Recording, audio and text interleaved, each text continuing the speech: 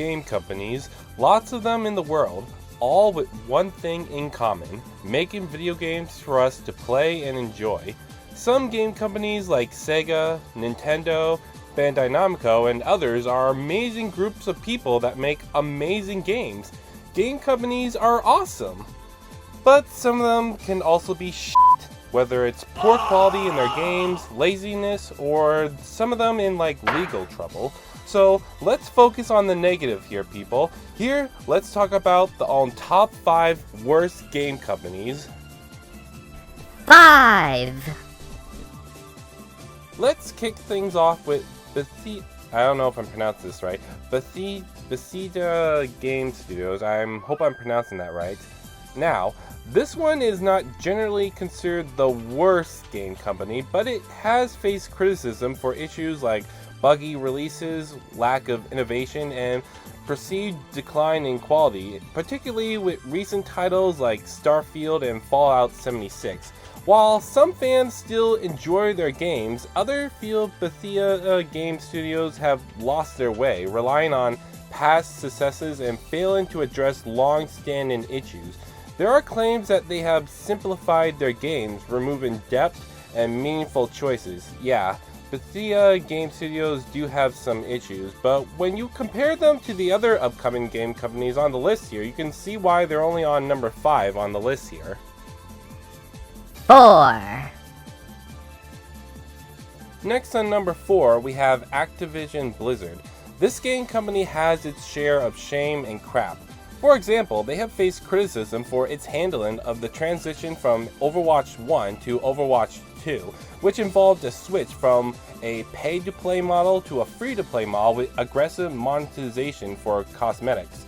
They have also been criticized for alleged workplace misconduct and lawsuits related to sexual harassment and discrimination, and they're also criticized for focusing heavily on the Call of Duty franchise at the expense of other titles and studios. That last part honestly doesn't surprise me. There's just way too many Call of Duty games and they get boring quickly. I feel bad for those that have to work at that game company. Must be a living hell. 3. Number 3 on the list is Ubisoft. Now, this one I had to do a little more research since I didn't really know much about this game company, honestly. Probably because I haven't played much of their games. But I have heard about some crap they've done. For example, their poor customer support. That would definitely piss people off. Ubisoft has also faced criticism for its repetitive game design and lack of innovation, particularly in franchises like Assassin's Creed. They have also been criticized for their handling of certain titles like Skull and Bones. I haven't played it, but some consider it to be a poorly executed project, and I can see why, because when I looked up the reviews of the game, it was honestly not very good. 2. 2 letters, one piece of shit that everyone knows and agrees. EA.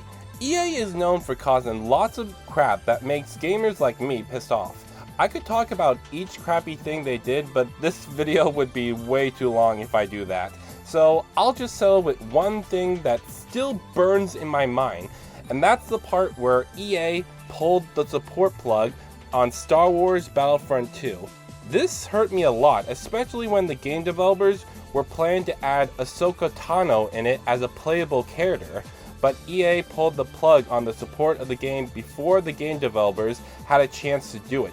This hurt a lot of Star Wars fans, and I'm pretty sure it hurt the game developers too. Seriously, the higher ups at EA are total pieces of shit. How they are still here despite all the crap they've done is beyond me.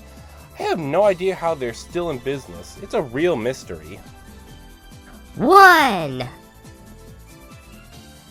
EA is usually number 1 on everybody's list of worst game companies, but for me, they were overshadowed by a more demon version of a game company. Yes, a demon version of a game company. I went there.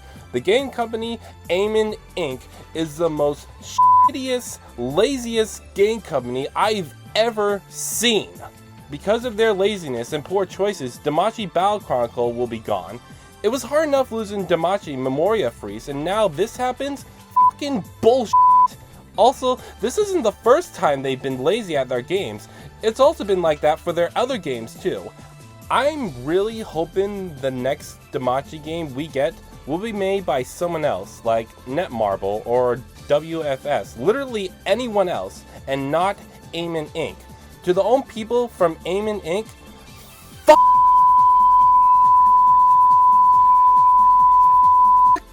you!